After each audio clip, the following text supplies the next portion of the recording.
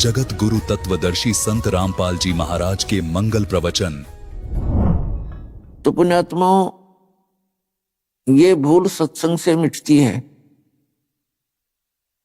कि जो सदग्रंथ हम मानते हैं वो किसी व्यक्ति विशेष के बोले हुए नहीं है। जैसे वेदों और गीता और पुराणों को हम अज्ञानतावश ये मानते हैं कि वेद व्यास जी ने बोले और लिखे हैं। लिखे तो वेद व्यास जी ने हैं, लेकिन उनके बोलने वाली अन्य शक्ति है। जैसे पवित्र चारों वेद और पवित्र श्रीमद् भगवत गीता, ये परमात्मा का दिया हुआ ज्ञान है, किसी व्यक्ति विशेष का बोला हुआ नहीं है। 18 पुराण क्या है? ये ऋषि महर्षियों का अपना अनुभव है। उन्होंने जैसा वेदों को, गीता को समझा और जैसा उनका अनुभव हुआ, तो जो ज्ञान वेदों और गीता जी में है, यदि उनसे पुराणों का ज्ञान मेल नहीं खाता है तो वो यथार्थ ज्ञान नहीं है। वो व्यक्ति विशेष, ऋषि विशेष का अपना अनुभव है, उसके अपने विचार है, और वो व्यर्थ है, वो यथार्थ नहीं है। यथार्थ का तात्पर्य यहां भिन्न हो जाता है। एक तो यथार्थ ये है कि वो जो भक्ति विधि है पुराणों में, यदि वे वेदों से नहीं मिलती है तो वो यथार्थ नहीं है। और जो उसमें कथाएं हैं, उसने ऐसा किया, उसने ऐसा किया, वो राजा ऐसा था, ये यथार्थ है। तो कहने का भाव यह है कि जैसे कुरान शरीफ है, ये किसी व्यक्ति विशेष की बोली हुई नहीं है, ये भी भगवान का दिया हुआ इतिहास है, ज्ञान है। जिस भगवान ने गीता का ज्ञान दिया, उसी ने कुरान शरीफ का ज्ञान दिया। कहने का भाव ये है कि जो ये कहते हैं कि संत जो ज्ञान देते हैं उनके अनुयायियों के लिए वही यथार्थ होता है। उस संत के ज्ञान को हमने इन सदग्रंथों से भी मेल करना पड़ेगा। यदि इन सदग्रंथों से उस संत का ज्ञान मेल खाता है तो वो ज्ञान यथार्थ है। जैसे परम पूज्य परमेश्वर कबीर देव जी ने ज्ञान बोला, और वो ज्ञान सभी इन पवित्र सदग्रंथों से मेल खाता है। और जो इन सदग्रंथों में जो ज्ञान नहीं है, उनसे आगे का भी वो परमात्मा, उस समर्थ परमात्मा कबीर जी ने हमें ज्ञान दिया है। वो कारण क्या है? प्रमाण कहाँ है? जैसे श्रीमद् भगवत गीता अध्याय नंबर 4 के श्लोक नंबर 34 में कहा कि अर्जुन, उस पूर्ण परमात्मा के उस तत्व ज्ञान को जानने के लिए तत्वदर्शी संतों की खोज कर और उनसे वो ज्ञान पूछ, उनसे ज्ञान जान। इसी प्रकार यजुर्वेद अध्याय नंबर 40 के श्लोक नंबर 10 में कहा कि कोई तो परमात्मा को संभवात यानी जन्म लेकर आने वाला कहता है, उत्पन्न होता है श्री राम और श्री कृष्ण के रूप में, और कुछ असंभवात कहते हैं, अर्थात वो कभी जन्म नहीं लेता। इसका यथार्थ ज्ञान भी तत्वदर्शी संत बताते हैं, उनसे सुनो। इसी प्रकार पवित्र कुरान शरीफ सूरत फुरकानी 25 आयत नंबर 52 से 59 में बताया गया है कि कुरान शरीफ का ज्ञानदाता हजरत मोहम्मद जी को कह रहा है कि ए पैगंबर, मैं जो इस कुरान शरीफ के ज्ञान को आपको बोलकर सुना रहा हूं, इस पर भरोसा करना कि कबीर अल्लाह है। मुसलमान भाई तो कबीर का अर्थ बड़ा कर देते हैं, तो इसे सिद्ध है कि कुरान शरीफ के बोलने वाले से भी कोई अन्य बड़ा भगवान है, बड़ा अल्लाह है, गॉड है। और कुरान शरीफ का ज्ञान दाता कह रहा है कि वो ही है वो कबीर अल्लाह, जिसने 6 दिन में सृष्टि रची और 7वें दिन तख्त पर जा बैठा। और ये वही है जो आपको हजरत मोहम्मद जी को एक जिंदा महात्मा के रूप में मिले थे। और उसकी खबर सूरत फुरकानी 25 आयत 59 में कहा है कि उसकी खबर किसी बाखबर से पूछ देखो, ये वही परमात्मा है जिसने 6 दिन में सृष्टि रची, 7वें दिन तख्त पर जा विराजा। उसकी खबर किसी बाखबर से पूछो। इससे सिद्ध हो गया कि गीता ज्ञानदाता, वेद ज्ञानदाता और कुरान शरीफ का ज्ञानदाता ये किसी अन्य परमात्मा की जानकारी दे रहा है और कह रहा है कि उसके विषय में मैं अनभिज्ञ हूं। उस कबीर अल्लाह की, उस तत्व ब्रह्म की, परम अक्षर ब्रह्म की जानकारी कोई तत्वदर्शी संत बतावेगा तो वो परमात्मा स्वयं ही लीला करता है। पूर्ण ब्रह्म अपने यथार्थ ज्ञान को स्वयं ही एक तत्वदर्शी संत के रूप में यहां प्रकट होकर के सुनाते हैं। तो वो ज्ञान जो है इन पवित्र सदग्रंथों, पवित्र कुरान, पवित्र बाइबल, पवित्र वेद, पवित्र गीता और पवित्र पुराणों से भिन्न है। इनसे भी मिलता है, इससे आगे का भी है। इसी प्रकार जिन महापुरुषों को वो परमात्मा मिले उनके जो अनुभव की वाणी है वो वाणी भी इन सदग्रंथों से मेल खाती है और परमात्मा द्वारा दिए गए तत्व ज्ञान से भी मेल खाती है। तो इसलिए हमने परमात्मा के ज्ञान को समझने के लिए इन सदग्रंथों को आधार मानना पड़ेगा। इन सदग्रंथों से हमें ज्ञान होता है तो क्या बताते हैं? मानुष जन्म दुर्लभ है, मिले न बारंबार, तरवर से पत्ता टूट गिरे वो बहोर न लगता डर। मानुष जन्म पाए कर जो नहीं रटे हरि नाम, जैसे कुआ जल बिना फिर बनवाया क्या काम। अपना आत्मा मनुष्य जीवन पाकर हम भक्ति भी करते हैं और वो भी मनमाना आचरण करते हैं, शास्त्र विधि त्याग कर किसी संत विशेष की बताई भक्ति विधि पर हम अपना जीवन व्यर्थ करते हैं, तो वो भी हमारे जो जीवन का उद्देश्य था उससे भी पूरा नहीं हो पाएगा। जो भक्ति नहीं करते वो भी अपना मनुष्य जीवन व्यर्थ कर रहे हैं, और जो भक्ति कर भी रहे हैं वो भी शास्त्र विधि त्याग का मनमाना आचरण कर रहे हैं। नकली संतों के पास बैठकर तो वो भी अपना जीवन व्यर्थ कर रहे हैं। दास का उद्देश्य है कि सभी सदग्रंथों से सच्चाई को निकालकर भगत समाज के सामने प्रस्तुत करूं ताकि आप अपनी दिशा को ठीक कर सकें। तो उसके लिए हमने कोई आधार बनाना पड़ता है।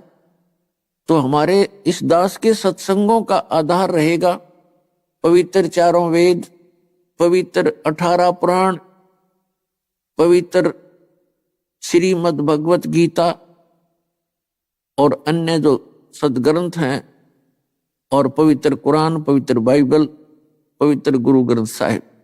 तो इन सदग्रंथों के अंदर जो ज्ञान है वो हमारे मनुष्य जीवन का यानी भगत समाज का एक सिलेबस है, एक पाठ्यक्रम है।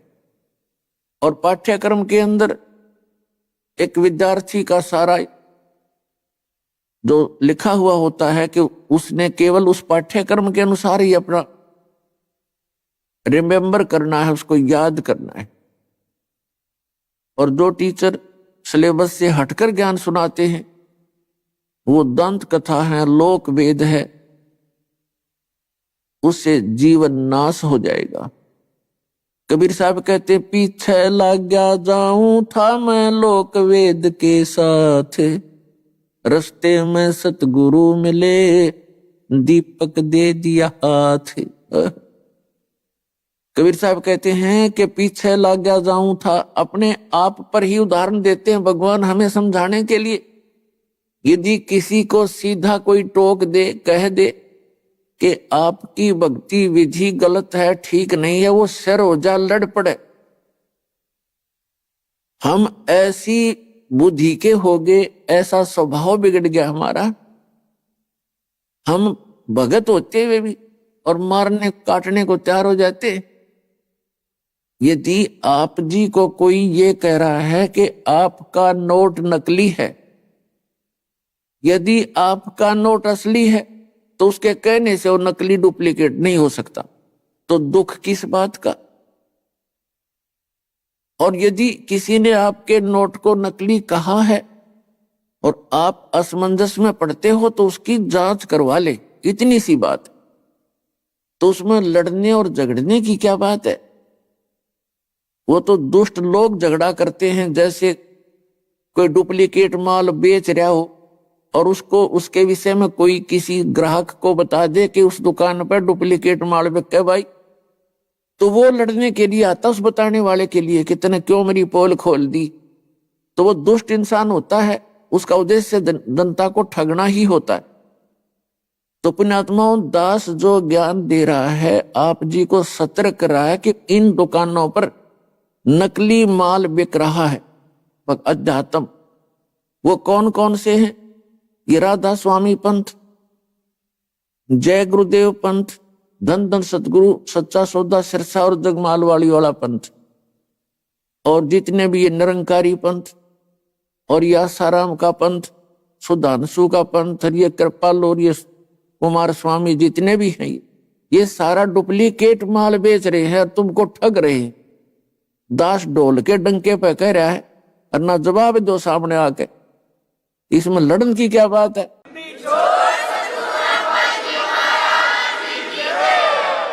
तो जो झगड़ा जो करते हैं वो दुष्ट लोग होते हैं, और उनको ये डर होता है कि कहीं तुम्हारे ग्राहक ना टूट जाए। उनको केवल अपना माल बेचने से मतलब है और दुनिया को ठगना ही उद्देश्य होता है, वो परमार्थी प्राणी नहीं होते। तो पुण्यात्माओं, सबसे बड़ा घोटाला दास ने इस भक्ति मार्ग में देखा। इसमें कितना कोई ठिकाना ही नहीं, किसी प्राणी का, किसी संत का कोई आधार नहीं, जिस कारण से आप जी का जो जीवन है उन नकली संतों के पास व्यर्थ हो रहा है। इसके लिए सत्संग सुनाए जाते हैं, सदग्रंथों के आधार बताए जाते हैं, और यहां पर आपको वो प्रमाण दिखाए जाते हैं ताकि आपको विश्वास हो सके कि हम सही दिशा पर चल रहे हैं, हमारा मार्ग ठीक है। तो उसके लिए कुछ महापुरुषों की कथाएं सुनाई जाती हैं,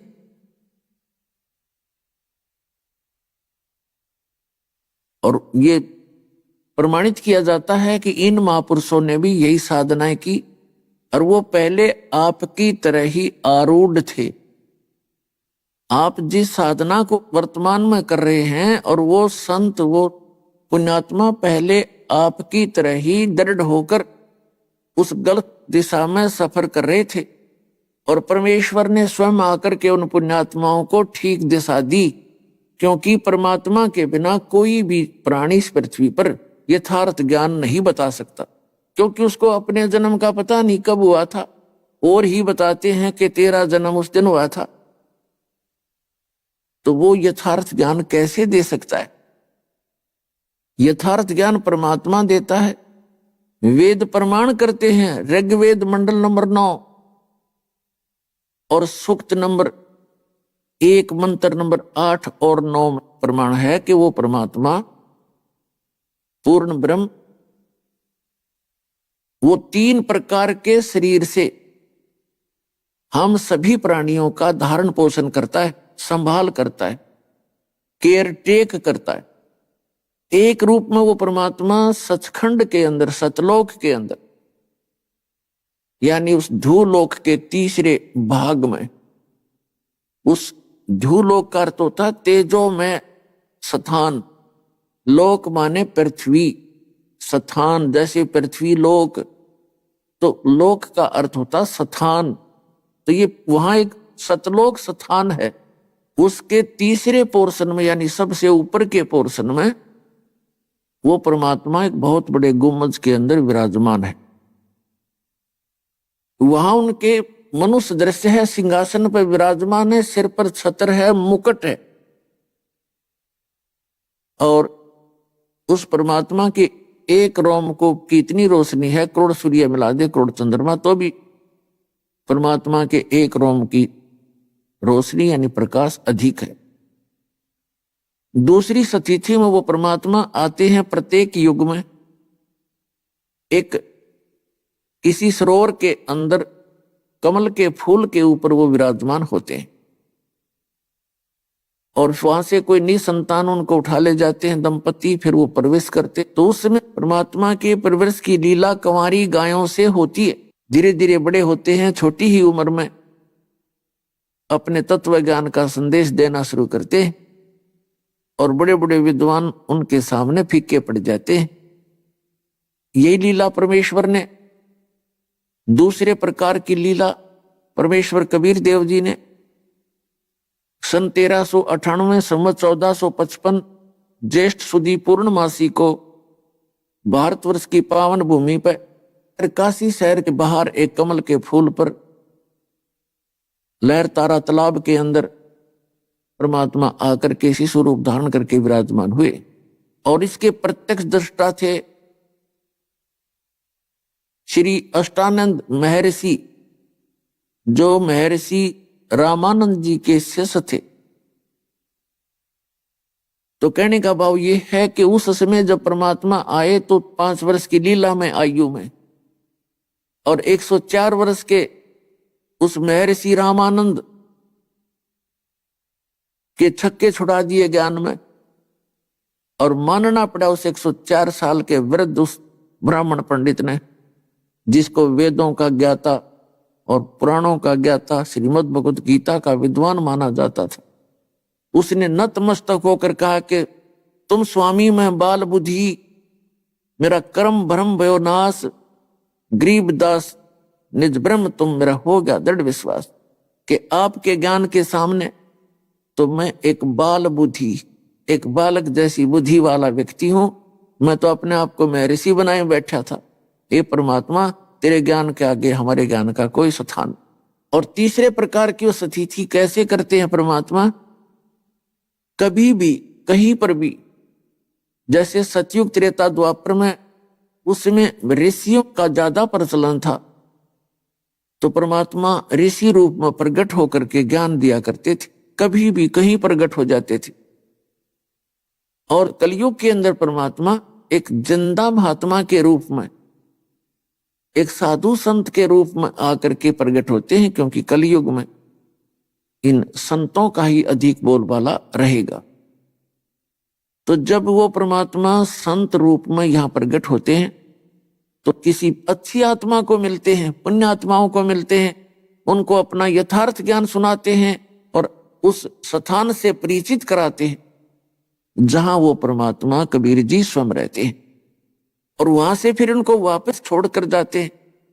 फिर वो महापुरुष उन आंखों देखा परमात्मा के उस निज स्थान सतलोक सचखंड का वो वर्णन करते हैं। तो वो प्रमाण इन वेदों और गीता से भी मिलता है, पुराणों से भी मेल खाता है। तो उन महापुरुषों का जो परमात्मा से परिचित जो महापुरुष हुए हैं, उनका ज्ञान प्रत्येक ग्रंथ से मेल खाता है।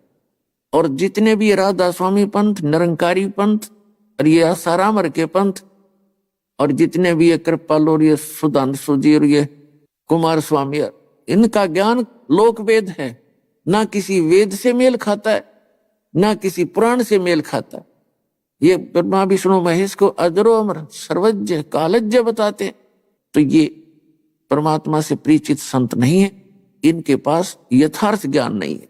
अपने आत्माओं इसी प्रकार जो परमात्मा तीसरी सतिथि में आते हैं, वहां किन किन को मिले, वेद में लिखा है, ऋग्वेद मंडल नंबर 9 सूक्त नंबर 1 और मंत्र 8-9 में ये आपको बता दिया स्थिति।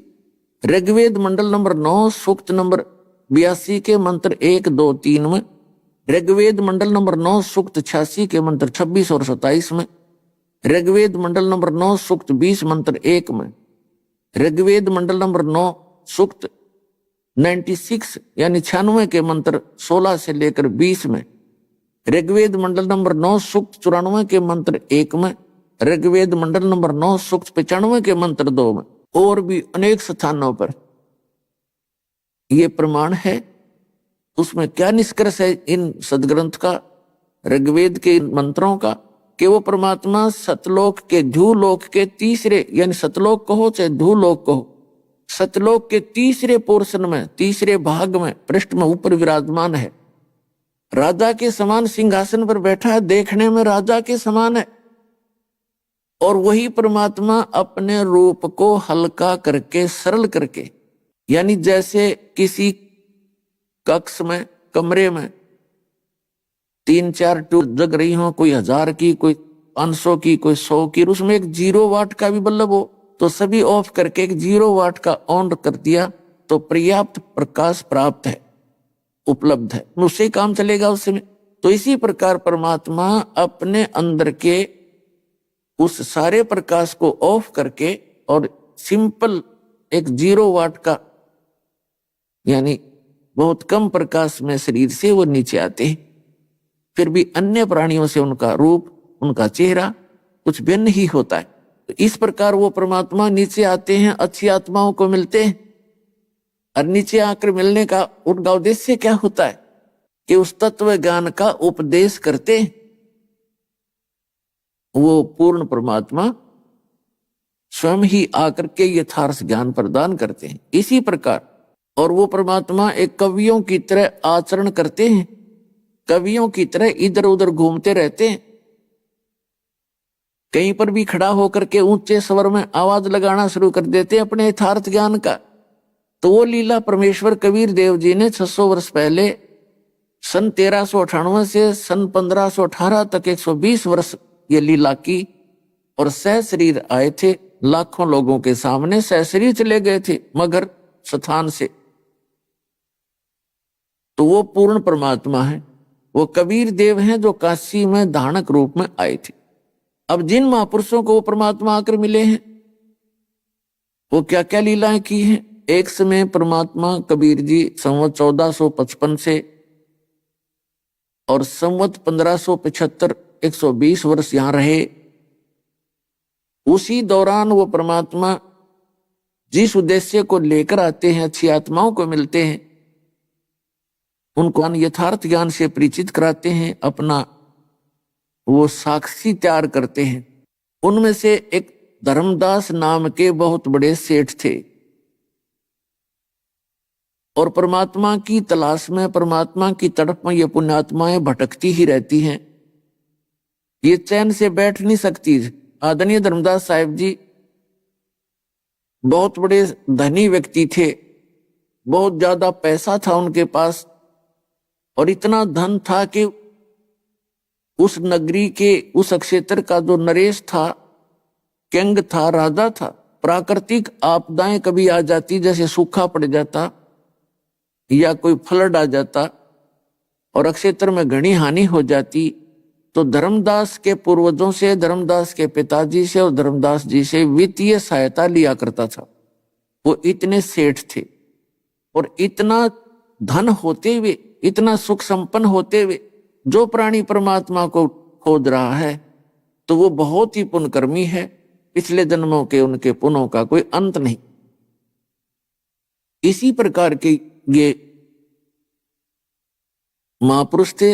श्री धर्मदास जी बांधवगढ़ वाले, मध्य प्रदेश के अंदर एक बांधवगढ़ नगर है, वहां रहा करते थे। उन्होंने एक रूपदास नाम के वैष्णु, यानी विष्णु जी के पुजारी, उपासक, संत से दीक्षा भी प्राप्त कर रखी थी। तो पुण्यात्माओं, इस उदाहरण से, इस कथा से आपको, आपके लगभग सारे जो डाउट हैं, शंका हैं, वो समाधान हो जाएंगे कि गुरु बदलना चाहिए या नहीं चाहिए, और जो साधनाएं आप जी कर रहे हो वो कितनी सत्य है, कितनी असत्य है।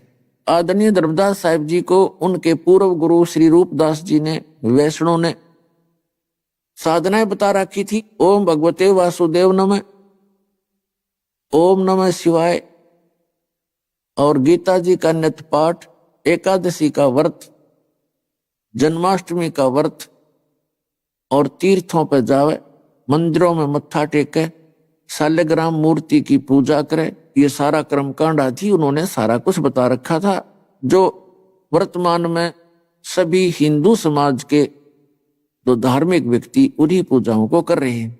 अब अपने गुरुदेव जी के बताए मार्ग पर दृढ़ होकर के, जैसे आप और हम लगे हुए थे इस ज्ञान से पहले, इतनी दृढ़ता से, समर्पित भाव से वो पुण्यात्मा परमात्मा की साधनाएं किया करता था।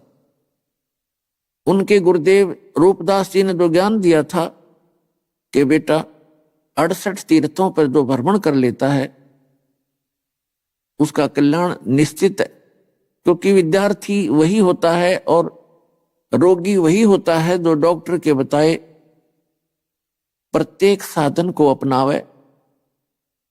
रोगी वही होता है जो डॉक्टर औषधि दे उसको सारी को खावे। इसी प्रकार धर्मदास जी को परमात्मा चाहिए था, जो भी गुरुदेव ने बताया उसको शिरोधार्य किया और भ्रमण करते हुए, तीर्थ यात्रा करते हुए वो मथुरा में पहुंच गए। मथुरा की क्या महिमा बता रखी है कि वहां पर भगवान श्री कृष्ण जी बचपन के अंदर वहां गौवें चराया करते थे, और उस धरती के ऊपर भगवान की चरणों की रज लगी हुई है और उससे जीव का उद्धार हो जाता है।